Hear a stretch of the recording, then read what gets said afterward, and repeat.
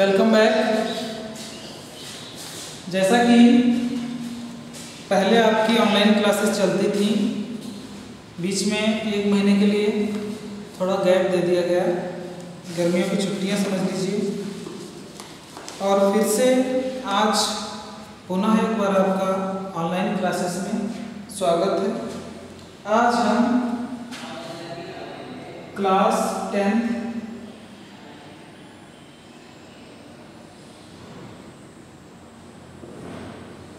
आज हम क्लास 10 की इंग्लिश पढ़ेंगे, लेकिन क्या है कि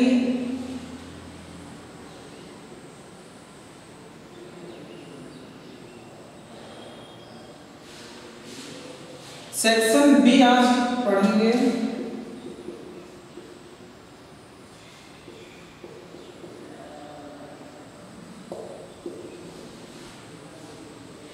आपको अब एक तरफ से जितने चैप्टर पढ़ाए जाएंगे उसका वर्क करना है और नोटबुक भी बनानी है, क्योंकि इसके पहले आपको जो बेसिक चैप्टर थे वो पहले वीडियोज में हमने आपको पढ़ा दिए थे। लेकिन आज से हम आपका जो है सेक्शन बी, जिसके अंतर्गत ग्रामर, ट्रांसलेशन,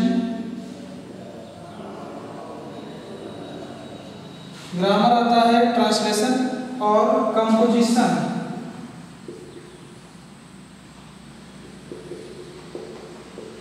पढ़ाया जाएगा। यानी कि जो सेक्शन बी है, और फर्स्ट पेपर में प्रोज, पोएट्री, सप्लीमेंट्री, ये 3 चीजें पढ़ाई जाएंगी। आज हम सेक्शन बी की शुरुआत करेंगे। जैसा कि इसमें पहला चैप्टर दिया हुआ है, parts of sentence.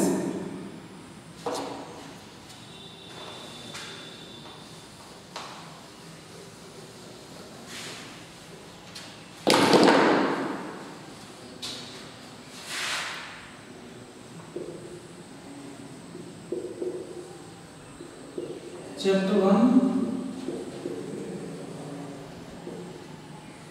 Parts of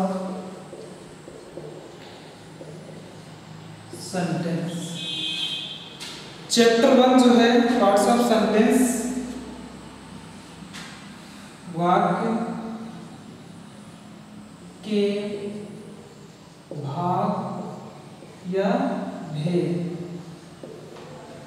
ठीक है, तो ये चैप्टर हम आपको पहले पढ़ा चुके हैं, जिसमें इसके अंतर्गत लेटर्स कितने होते हैं,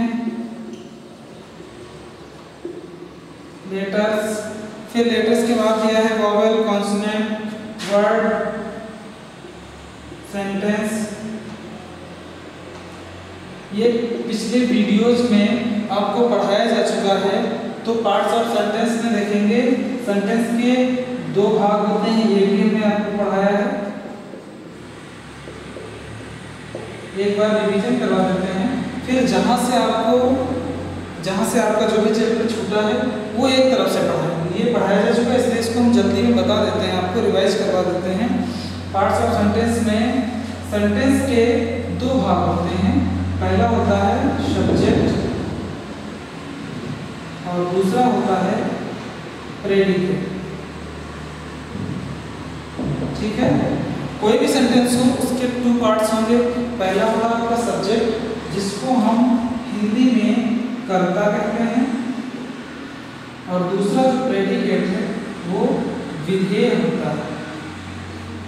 क्लास वाइज जितने भी अब चैप्टर हैं या जो भी हैं, जो वीडियोस बनेगा वो हम क्लास के अकॉर्डिंग ही बनाएंगे। ये नहीं कि इसमें 9th to 12 लिख दिया तो मेंटलिटी नहीं सेट हो पाती कि मेरे क्लास का ज़्यादा उपयोगी है या नहीं है, तो हम क्लास ऊपर लिख देते हैं किस क्लास का पढ़ा रहे हैं। तो सब्जेक्ट, इसके सेंटेंस जो है इसके 2 पार्ट्स होते हैं। पहला है सब्जेक्ट और दूसरा है प्रेडिकेट।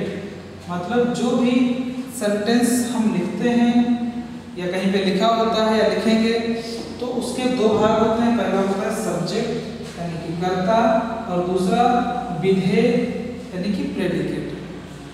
जैसे देखेंगे, राम goes to school, ये इसका सब्जेक्ट हो गया। तो सब्जेक्ट को छोड़कर आपको बता दें, जो किसी कार्य को सेंटेंस में जो डूअर होगा यानी कि जो करने वाला होगा, जो किसी कार्य को करता है उसे हम सब्जेक्ट कहेंगे, और या तो जिसके बारे में कुछ कहा जाए उसे सब्जेक्ट कहेंगे। और फिर सब्जेक्ट को छोड़ करके जितना भी पार्ट्स आप ये जो पार्ट रहेगा ये आपका प्रेडिकेट हो जाएगा यानी कि विधेय हो जाएगा। ये आपको ध्यान रखना है। अब ये चैप्टर थोड़ा बड़ा है, इसमें विस्तृत अध्ययन क्या करना है आपको, मुख्य रूप से जो ये सब्जेक्ट है इसके भी कई पार्ट्स होते हैं, ये बताए गए हैं। ये हमने आपको पहले एक वीडियो दिया था, एक नहीं 2 वीडियो में, उसमें दिया है ये विस्तृत हमने बताया है कि हेड वर्ड कहाँ होता है, क्वालिफायर कहाँ होता है और मेन वर्ड क्या होता है, डिटरमाइनर क्या है, ये सब्जेक्ट के पार्ट्स में पढ़ेंगे। और जो प्रेडिकेट है इसके भी कई सारे भाग होते हैं, ये भी हम पढ़ा चुके हैं। तो आपको क्या करना है, जो पहला चैप्टर आपने पढ़ा है उसको वीडियो एक बार दोबारा देख लें और फिर उसको फेयर कॉपी पे लिख लीजिए।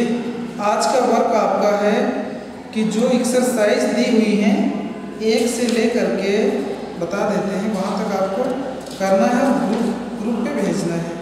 22 एक्सरसाइज दी हैं चैप्टर फर्स्ट में, तो ये आपका SW हो जाएगा। चैप्टर 1 का SW है, चैप्टर 1 का SW है एक्सरसाइज सॉल्व करना।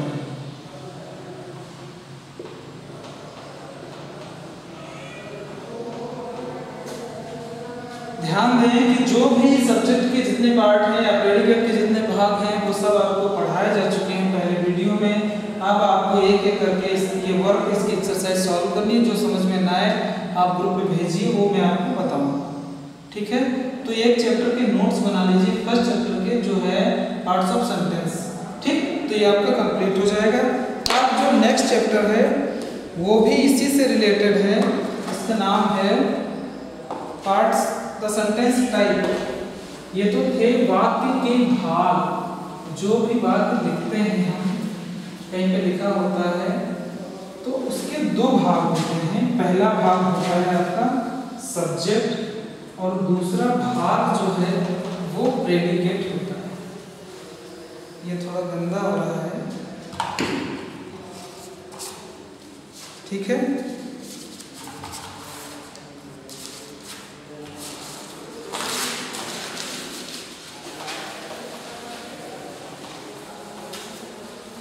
तो आपका एक चैप्टर फर्स्ट कंप्लीट हो गया, उसका वर्क आपको करना है, फिर नोट्स बना लेने हैं, ठीक है।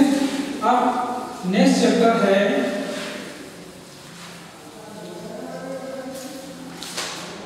द सेंटेंस टाइप, दिख रहा है द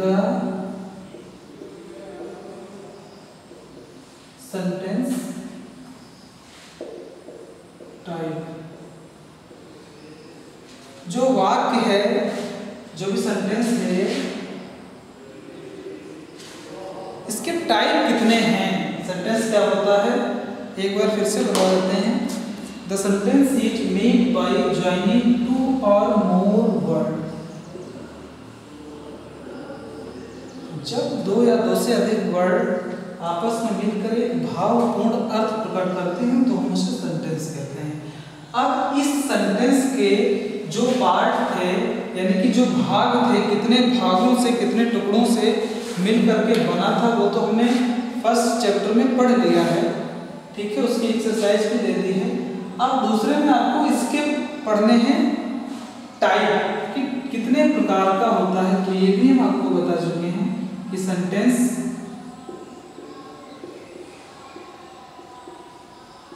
पांच प्रकार के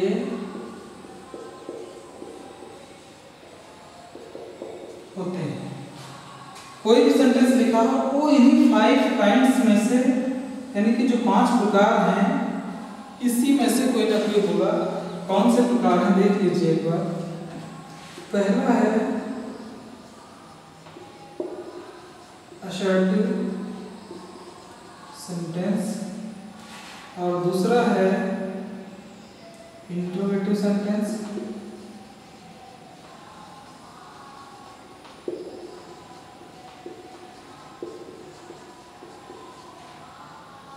तीसरा है इंपरेटिव,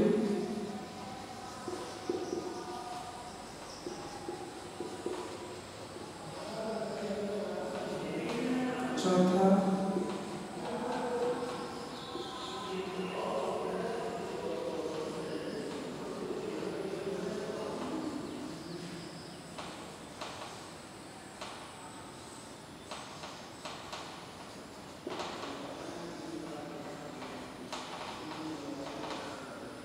ऑब्जेक्टिव सेंटेंस। कहने का मतलब जितने जो भी सेंटेंस कहीं कुछ भी लिखा हो, सेंटेंस हो, तो इन्हीं 5 में से, इसके भी 2 काइंड होते हैं, इसके भी होते हैं, इन्हीं 5 में से कोई ना कोई होगा। ठीक है, जो भी सेंटेंस होगा। तो आपको सेंटेंस के जो टाइप हैं 5 वो आपको पढ़ाया जा चुके हैं, इसमें बुक में भी चार्ट बना हुआ है। तो आप इसका जो वीडियो बना था वो आप देख लीजिए। यहाँ पे एक बार फिर लिख देते हैं क्लास 10।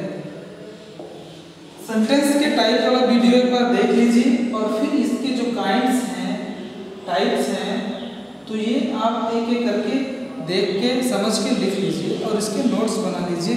फिर इसमें जो एक्सरसाइज दी हुई हैं वो आपको हल करना है। एक्सरसाइज इसमें देखते हैं कौन सी दी हुई है। हाँ, 7 एक्सरसाइज है। तो इसका H वैल्यू क्या होगा? 7 एक्सरसाइज है।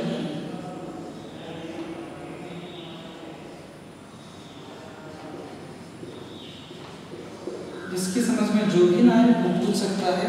तो ये 2 चैप्टर आपको पहले पढ़ाए जा चुके थे, हमने एक बार रिवीजन करवा दिया क्योंकि आपको हमें इसका वर्क भी देना था आपको, इसलिए। ठीक है, अब देखिए क्लास 10th का जो तीसरा चैप्टर है वहाँ से हम शुरुआत करेंगे कि, और तीसरे से ही पढ़ाया नहीं हुआ है, लेकिन जो पढ़ाया नहीं गया था, जहाँ से छूट गया था, वो वहाँ से पढ़ना है हमको। तीसरा चैप्टर है द वर्क, वो भी पढ़ा है। दोनों के आपके नोट्स बने होने चाहिए, अच्छे से नोट कीजिए। ठीक है,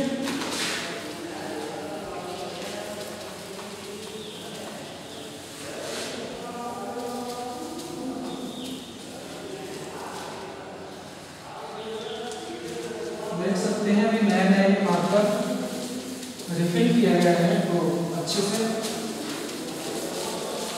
ज़्यादा निकल रही है, तो अच्छा कर लिया है।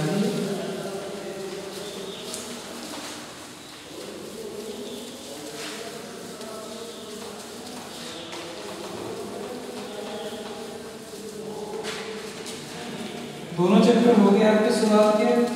तीसरा चैप्टर है जहां से हम आपको पढ़ाएंगे। ठीक है, देखें चैप्टर 3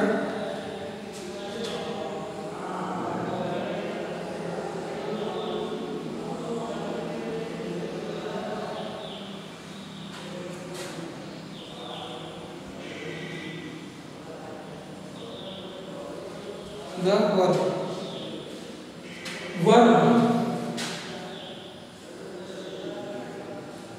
जो तीसरा चैप्टर है वो है वर्ब का। वर्ब को हिंदी में हम कहते हैं क्रिया।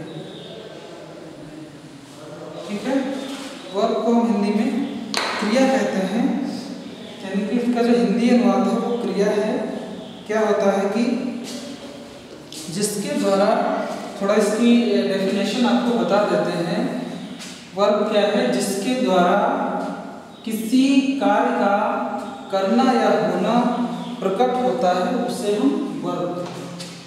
ठीक है, जिसके द्वारा हमें, इंग्लिश में देखिए verb is a word, verb is a word used to tell something about a person और थिंग। तो इसकी डेफिनेशन आप समझ लेंगे और ये चैप्टर हम आपको कल से पढ़ाएंगे। ठीक है, लेकिन आज हमने इसलिए नहीं पढ़ाया क्योंकि वर्क भी आपका ज़्यादा हो गया है। इसके पहले के 2 चैप्टर के नोट्स बनाने हैं और ये चैप्टर आपको कल से पढ़ाएंगे। ठीक है।